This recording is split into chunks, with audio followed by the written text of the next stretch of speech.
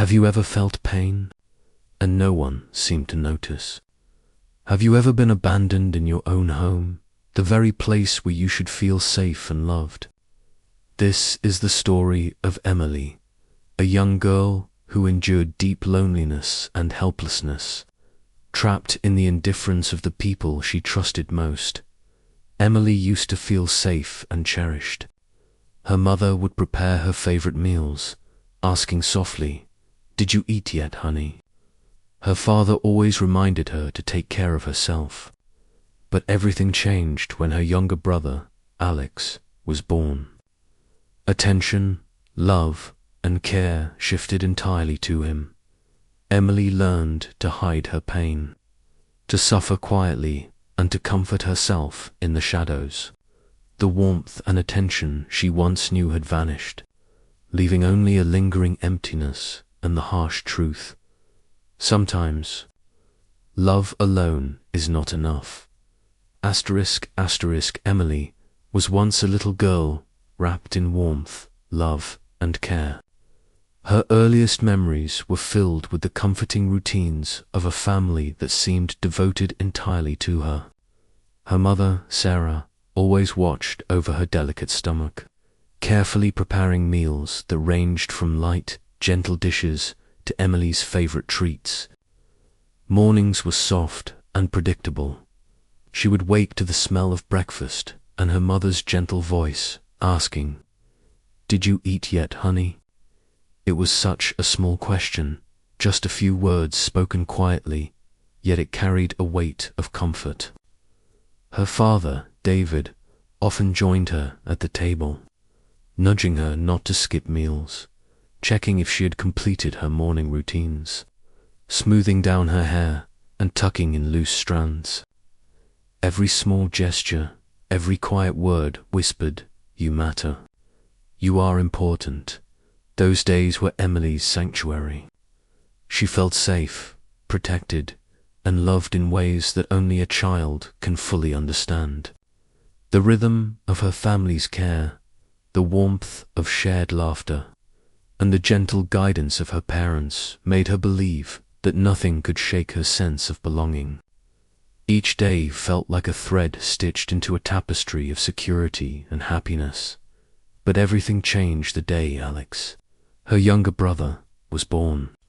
Almost immediately, Emily noticed a shift.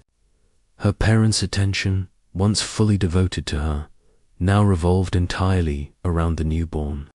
Every smile, every careful gesture, every question of concern went to Alex. Emily watched silently as her world, once vibrant and warm, grew cold and distant.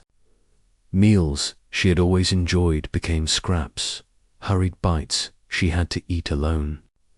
Breakfasts, lunches, and dinners became painful reminders that she no longer occupied the center of her parents' lives. Loneliness crept into every corner of Emily's days, like a shadow that quietly followed her. She began retreating to her room, clutching her pillow, tears soaking the fabric as she tried to muffle her sobs. Sometimes she would run to her grandmother Helen's house, the only place where she could feel even a fraction of the comfort she craved. Her grandmother's arms, her quiet words, and her gentle smile were a balm to Emily's wounded heart.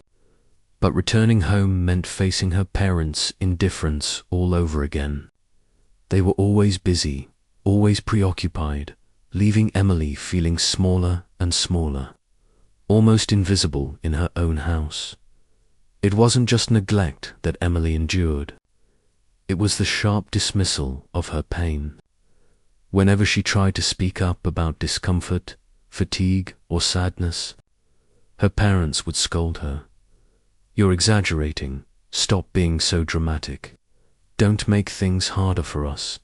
Each word cut like a knife, embedding itself deep in Emily's tender heart.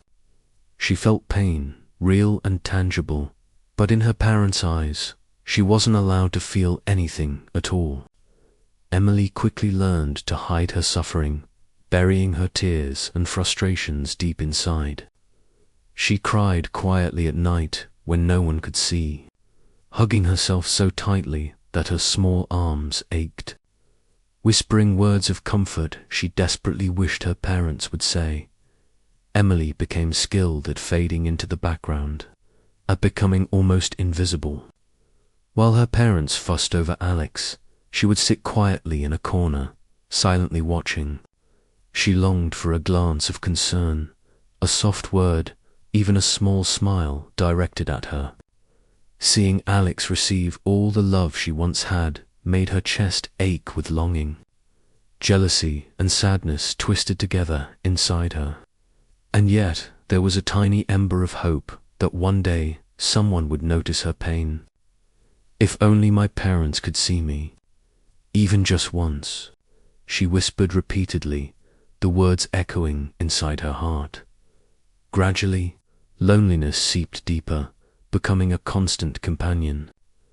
Emily learned to soothe herself, to hold herself tightly, and to live quietly, carrying invisible scars that no one could see.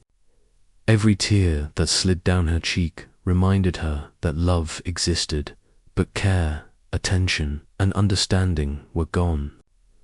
Emily felt the cruel irony. She was surrounded by people who claimed to love her, yet that love was not enough to keep her safe, to make her feel valued or noticed. By the time Emily was 8, she had grown into a quiet, cautious child. She observed, endured, and learned to anticipate neglect. She learned to brace herself for disappointment, to expect indifference, and to survive on the fragments of attention that occasionally reached her.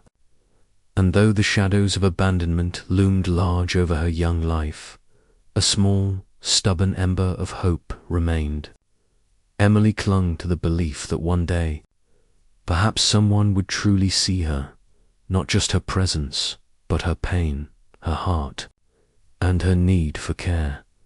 Even as she navigated the silent halls of her home, watching her parents dote on Alex, Emily began to understand a painful truth. Sometimes love alone is not enough. Love without attention, without listening, without care, could leave a child feeling as lonely and abandoned as if love did not exist at all. And it was in this quiet, aching awareness that Emily first began to learn how to protect herself, how to survive emotionally, and how to find strength in the very heartache that tried to break her. As Alex grew older, Emily became painfully aware of the shift in her family's focus. Every smile, every word of encouragement, every glance of affection seemed to be reserved exclusively for her little brother. The carefully prepared breakfasts, the little surprises her mother had once made just for her, the attention to the smallest details, all of it had vanished, leaving only memories that now felt like ghosts. Instead of being looked after as she had been, Emily was handed a few coins along with her mother's dismissive words. "Take care of yourself, honey. I'm too busy with Alex." For any outsider, this might have sounded like a casual, harmless remark, but to Emily, it felt like a knife slicing through her chest. She remembered every breakfast lovingly prepared, every gentle smile from her father, every small gesture that once made her feel safe. Now, she was left to fend for herself in the very home that should have been her refuge. The first signs of stomach pain appeared almost as warnings from her own body. The dull aches slowly intensified into sharp cramps that made it difficult for her to sit, to breathe, even to think. Emily tried to alert her parents. "Mum, Dad, my stomach hurts. It really hurts." But their response was always the same. "You're exaggerating again. Can't you see we're busy with Alex? Stop whining and sit still." Her heart ached as the words sank deep into her. She knew she wasn't imagining the pain, yet no one believed her. Each reprimand compounded her fear, shame, and loneliness, embedding a sense of abandonment deep in her soul. Emily began seeking refuge in the only places that felt safe: her bedroom, where she could clutch her pillow and cry quietly, muffling her sobs so no one would hear. Sometimes she would sneak over to her grandmother Helen's house, where a gentle hug and a few comforting words could temporarily ease the ache in her chest. But coming back home meant returning to the same cold indifference. Her parents' attention remained firmly fixed on Alex, leaving Emily feeling increasingly invisible. Slowly, she learned to conceal her suffering. She didn't dare call for help when cramps gripped her body. Each time she did, she faced scolding and dismissal. She longed to run to her parents, to have them notice her pain, yet fear of being accused of overreacting held her back. The warning echoed in her mind: "You're exaggerating again." It was a constant reminder that reaching out might only bring more hurt. One afternoon, the pain became unbearable during class. A sudden, violent cramp seized her stomach, twisting and burning with such intensity that she could barely breathe. Emily tried to stay upright, tried to focus on her teacher's voice, but the agony was relentless. Her vision blurred, her hands trembled, and then, without warning, she collapsed onto her desk, unconscious. Chaos erupted. Classmates screamed, teachers rushed to her side, and someone called an ambulance. Emily's tiny body, pale and trembling, was rushed to the hospital. When her teacher contacted her parents, their response was brutally indifferent. "We're busy. Alex is with us. We can't come right now." Lying on the cold hospital bed, Emily's chest felt like it was being squeezed. Her suffering extended far beyond the physical. It was emotional, spiritual, and utterly isolating. She felt helpless, completely alone, and desperate. Tears streamed down her face silently. No one to hold her hand, no one to soothe her pain. This was not merely neglect. It was being misunderstood, dismissed, and unseen by the people who should have protected her. In the following days, Emily's health worsened. The cramps became frequent and severe, relentless reminders that her body needed attention.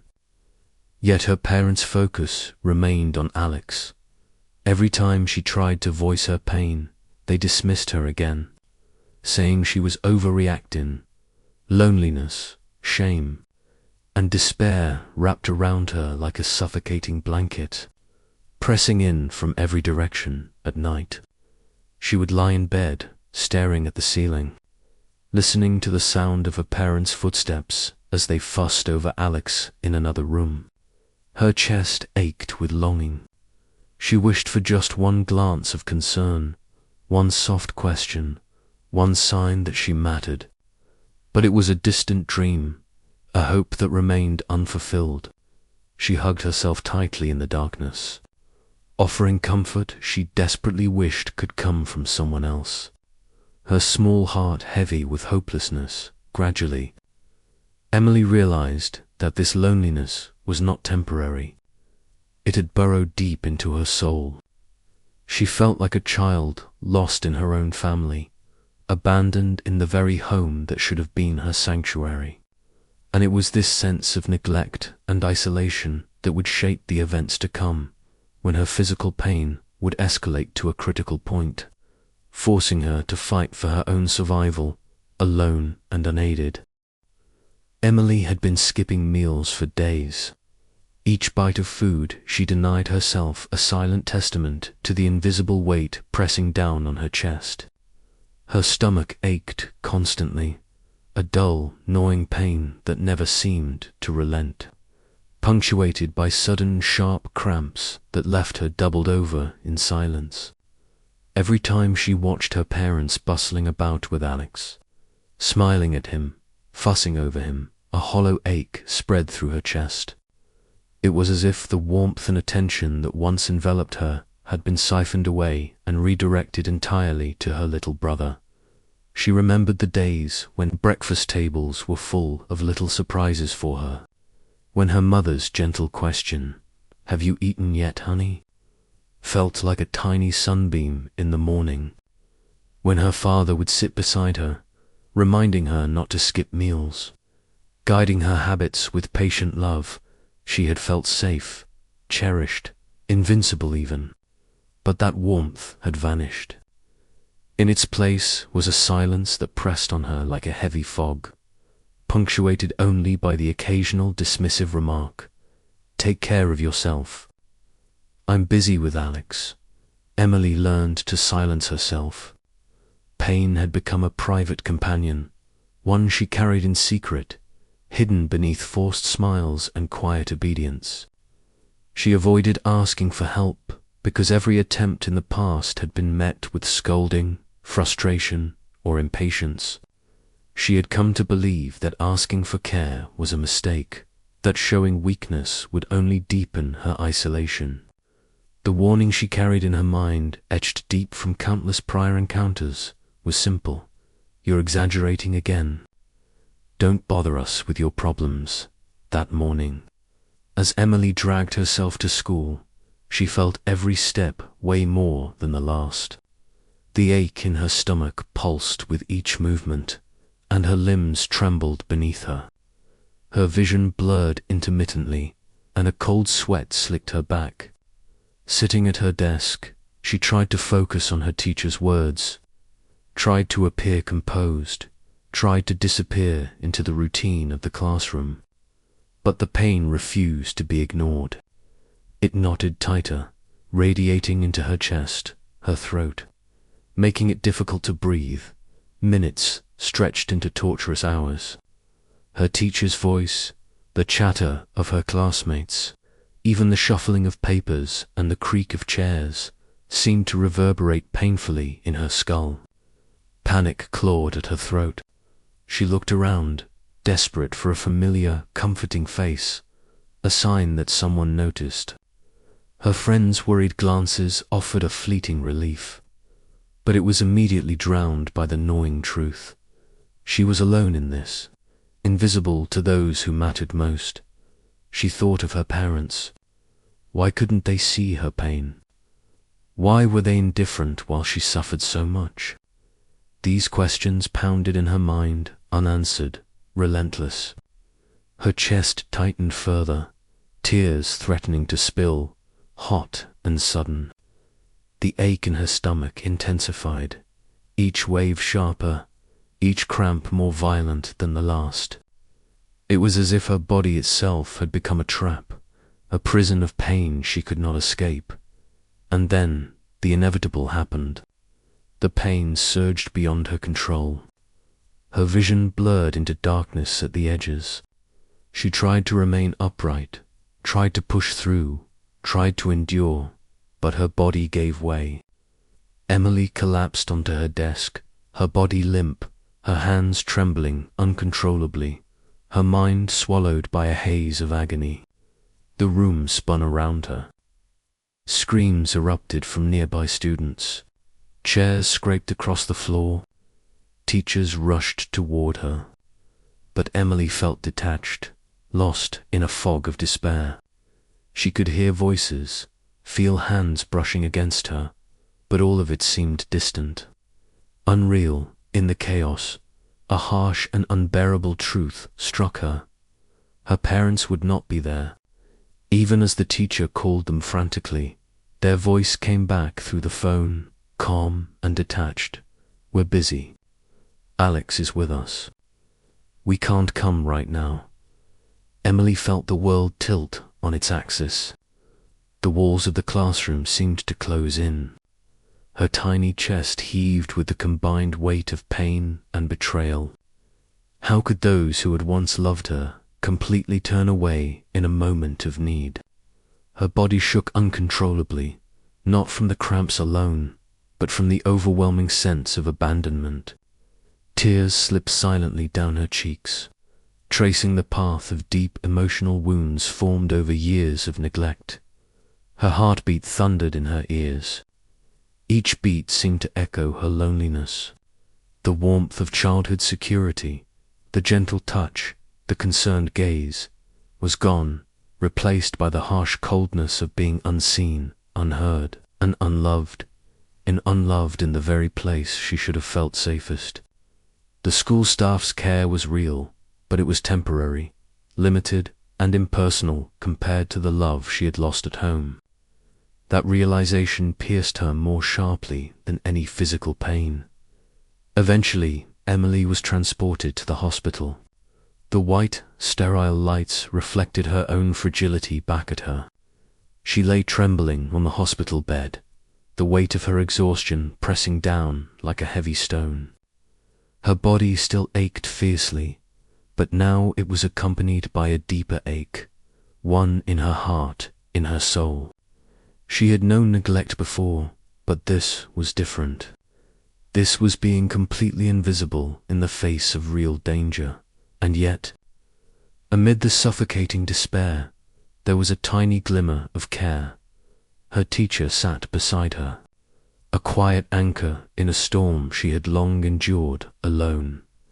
"Emily, I'm here. I'll stay with you. Tell me what hurts." "You're not alone anymore," the teacher whispered. Emily looked up at the face that, in a fleeting moment, offered the warmth she had so desperately craved. The sensation was both comforting and painfully ironic.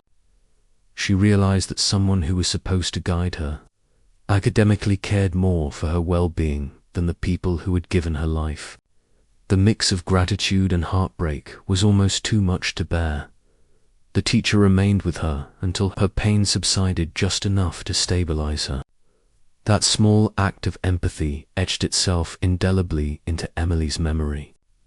It was a bittersweet lesson.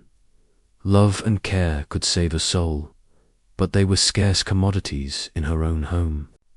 She learned, painfully, that reliance on others could fail, that even those closest to you could be absent when most needed. From that day on, Emily's innocence shifted. The once bright and trusting girl learned the weight of vigilance and self-reliance. She became quieter, more observant, wary of expecting love and concern from her parents. Her pain continued, both physical and emotional, reminding her every day of the fragility of care and the strength required to endure neglect. She had grown older in that moment, her childhood innocence diminished, replaced by a cautious resilience forged in loneliness and hardship. Emily's first breaking point would remain with her, a shadow that followed her through the years.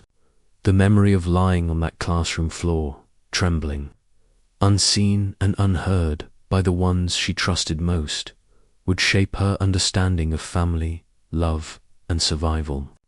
She learned the hardest truth. Sometimes, to survive, she could rely only on herself. Emily was 18, but the chronic stomach pain that had plagued her for years showed no sign of letting up. In fact, it had worsened, gnawing at her with relentless persistence. Every ache, every cramp felt sharper than before, making her body tremble, her heart pound in her chest, her stomach constrict like an unyielding vice.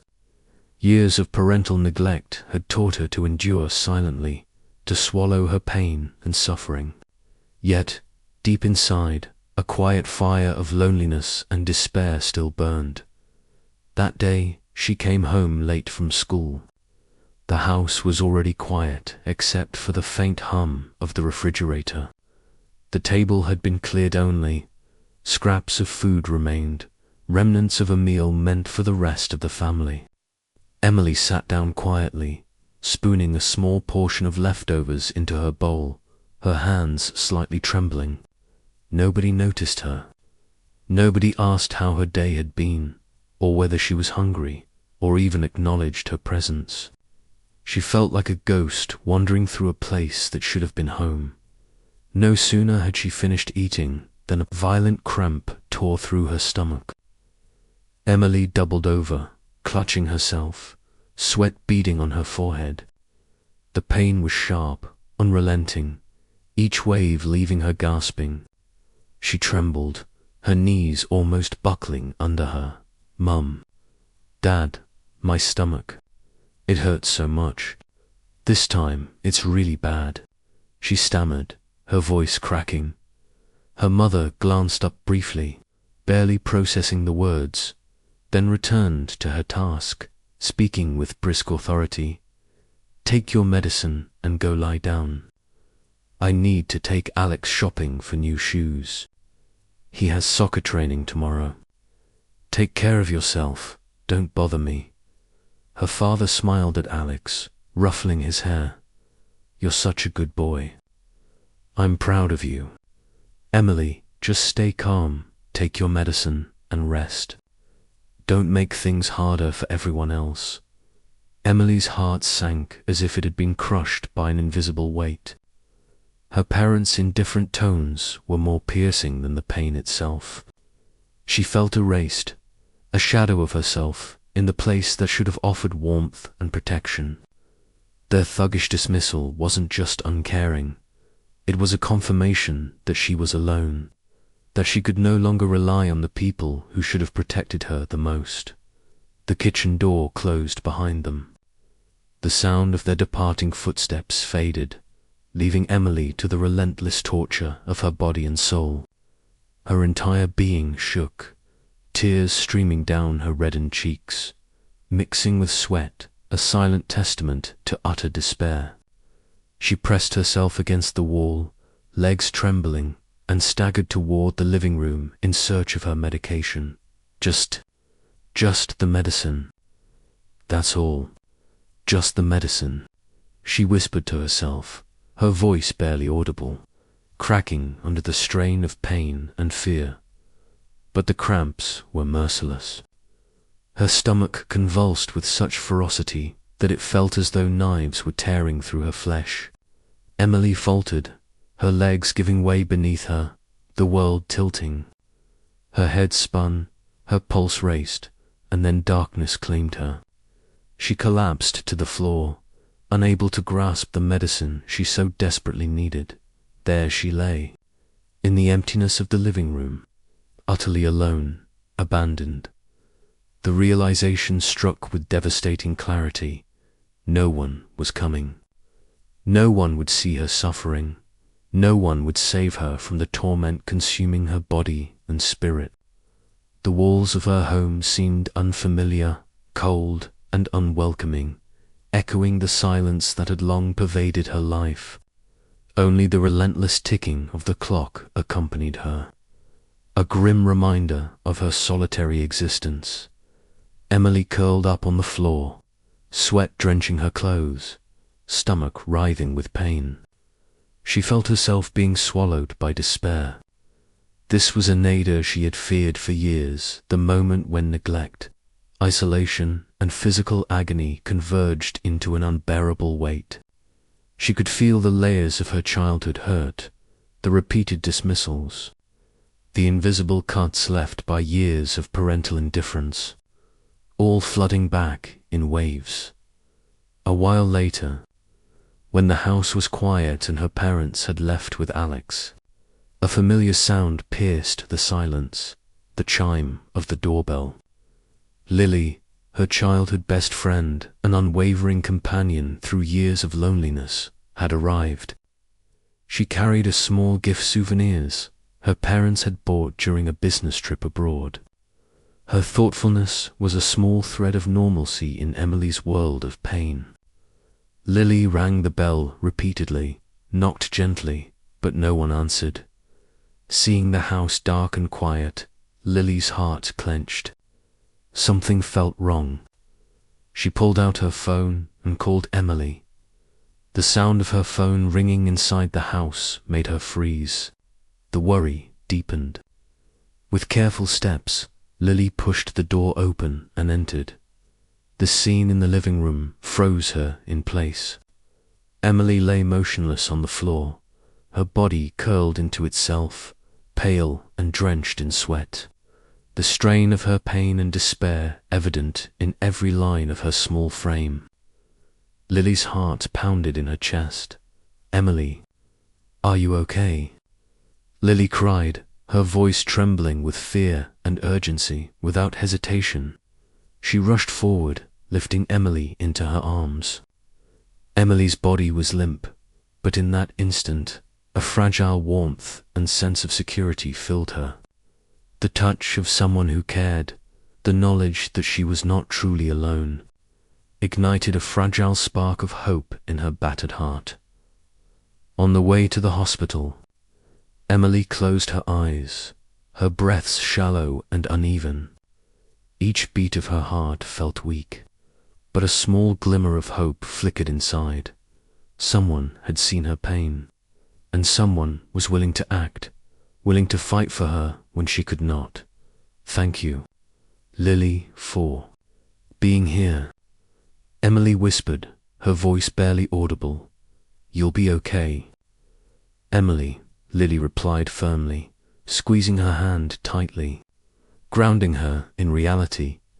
In that moment, though the pain still throbbed and the world seemed harsh, Emily felt the first hint of solace in years.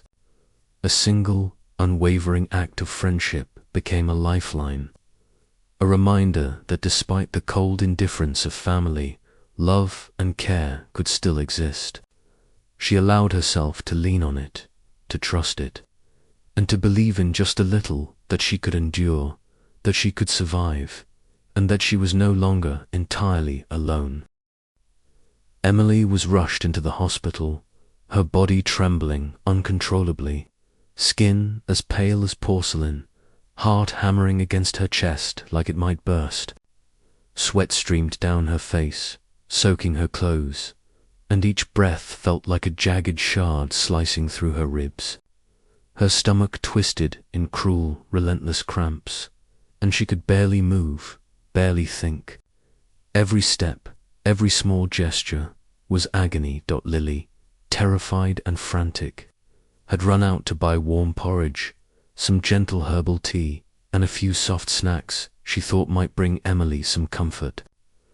She returned quickly, each second weighed down by dread, hoping that a small meal could at least bring some strength to Emily's battered body. Lying on the hospital bed, eyes squeezed shut, Emily drifted in a fog, trapped between the edges of consciousness and pain. The world seemed distant, muffled, almost unreal. Then the sound of voices pierced the haze. "She has a perforated stomach." The doctor's voice cut through the haze sharply, tense, almost trembling with anger. "I told you repeatedly to monitor her diet carefully. How could you allow this to become so severe?" Emily's eyes shot open, heart thundering. Fear surged up her spine, mixing with a raw, gnawing pain deep in her stomach. The doctor's words were both accusation and authority, leaving her feeling small and terrified, yet strangely validated. Her suffering finally was acknowledged, even if only by a stranger. Her mother stammered, voice trembling, trying feebly to explain. We thought just giving her medicine would be enough. We've been so busy." The doctor's gaze was like a steel trap, unwavering, his tone deliberate and scathing. "Busy or not, she is your child. She has endured pain, eaten improperly, and suffered in silence for far too long.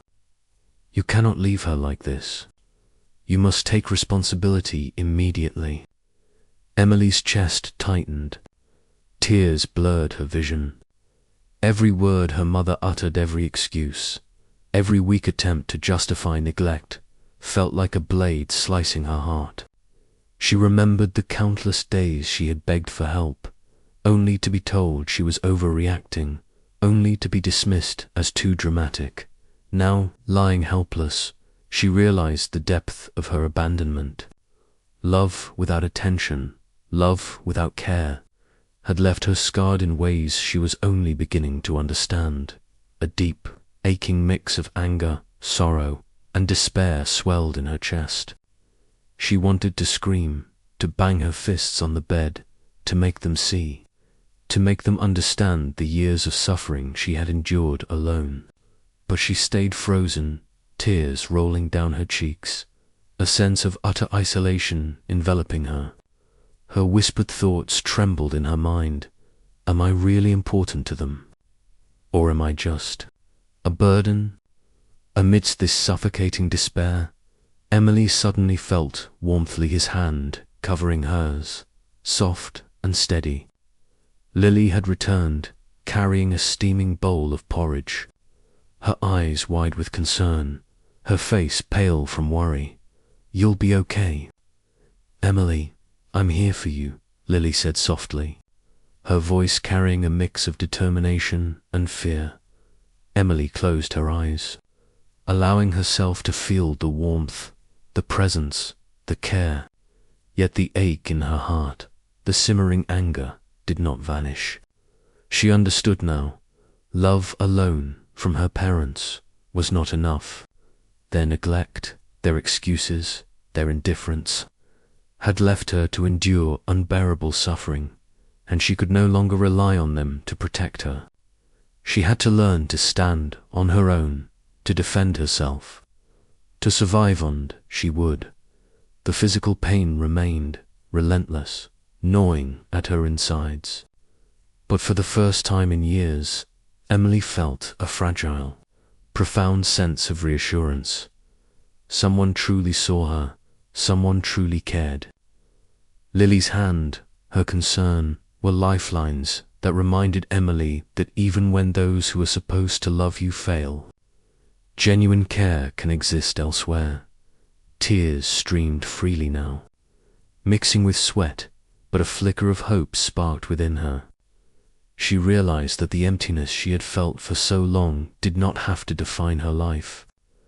Emily recognized a harsh truth. Love without care wounds deeper than any physical pain. From that moment onward, she resolved to find strength in herself, but also to cherish the people who genuinely supported her. Lily gently fed her, small spoonfuls of warm porridge, coaxing her just a little. Eat a little to give you strength. You're safe now. I won't leave you.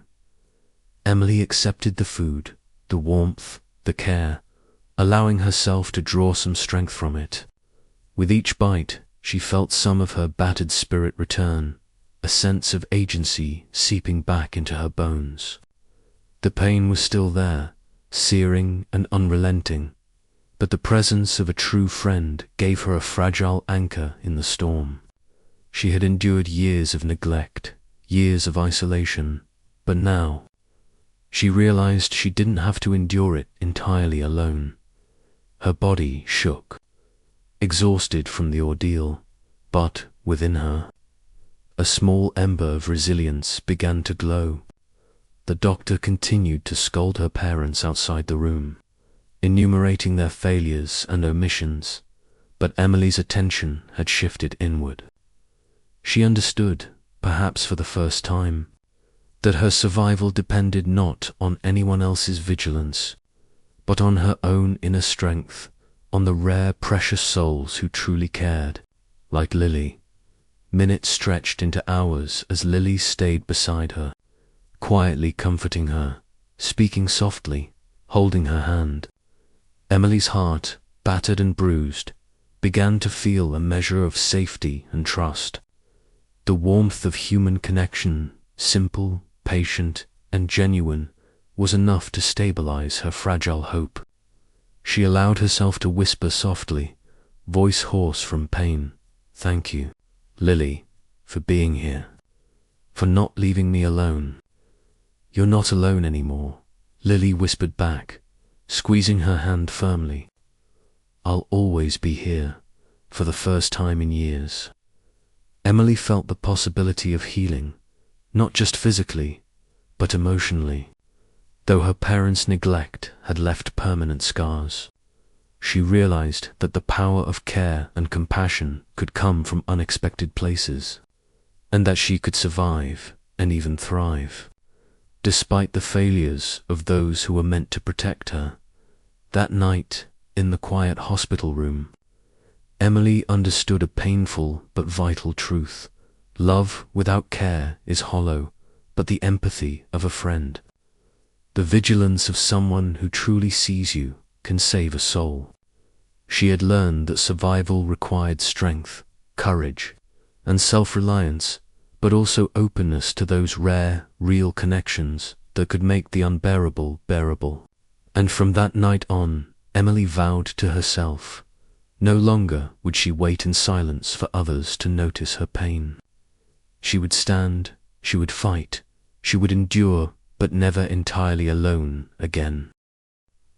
After days in the hospital, Emily's body slowly began to recover, but her spirit remained battered and fragile. The physical pain had started to ease, yet every quiet moment brought memories of neglect, indifference, and her parents' hollow excuses rushing back with vivid intensity. She lay in the hospital bed, sunlight streaming softly through the window, dust motes drifting lazily in the air, and for the first time, she confronted a truth she had been avoiding for years. She could no longer rely entirely on her parents. She could not afford to endure silently anymore. She had to learn to care for herself. Emily's mind wandered through the years of suffering, the relentless stomach aches, the nights of silent tears, the harsh, concerned words of doctors, and the feeble reassurances from her mother, just take the medicine. That's enough. Each memory cut into her heart, a painful reminder that love alone was not enough. True care required attention, listening, and understanding. She felt a swirl of conflicting emotions: anger at being abandoned, sadness for the years lost, and a strange, fragile pride in herself for having survived it all. Lily, her childhood friend, remained steadfast by her side, quietly yet persistently caring for her.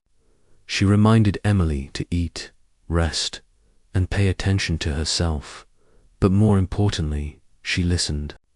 She noticed when Emily flinched at pain or hesitated to speak. Lily's presence became a lifeline, a proof that not all care in the world was absent, that there were people willing to act, willing to be present. Through Lily, Emily began to understand that support was not just about affection, it was about action, about showing up, about acknowledging another's pain, even when inconvenient. Emily began to take small steps toward self-reliance. She learned to track her symptoms, pay attention to her diet, and set boundaries with her own body and mind. Each decision to care for herself, each moment she acted in her own best interest, felt like reclaiming a piece of the life her parents had inadvertently stolen from her. The journey was not easy. Every pang of pain reminded her of the years of neglect. Every memory of her parents' indifference pressed down like a weight on her chest. But slowly, the burden became lighter as she realized that while she could not change their past, she could control her future. Sitting by the window, Emily reflected on the complexity of love. She understood now that love without attention was fragile, insufficient to sustain a person through illness and despair. Love alone could not heal wounds, nor could it replace the basic human need to be seen and cared for. Yet, she also recognized that even in a world where care was scarce, moments of genuine concern from Lily, from kind strangers, from the rare teacher who remembered her pain could provide warmth, hope, and strength. She took a deep breath, feeling the gentle rhythm of her own heartbeat, the first sensation of control she had truly experienced in years. Emily realized that growth was forged in suffering. It was not the guidance of others, nor the comfort of familiar voices. That had shaped her strength was her resilience, her capacity to endure. and the courage to nurture herself in the absence of expected care. As she closed her eyes, a wave of quiet determination settled over her. She would no longer wait for someone else to notice her pain. She would feed her own soul, soothe her own body, and stand tall even when the world seemed indifferent.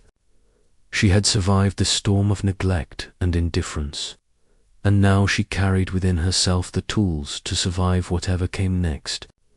The lessons were painful but clear. Love without attention is hollow, but self-care and self-respect are indestructible. In that moment, Emily felt a subtle but profound shift.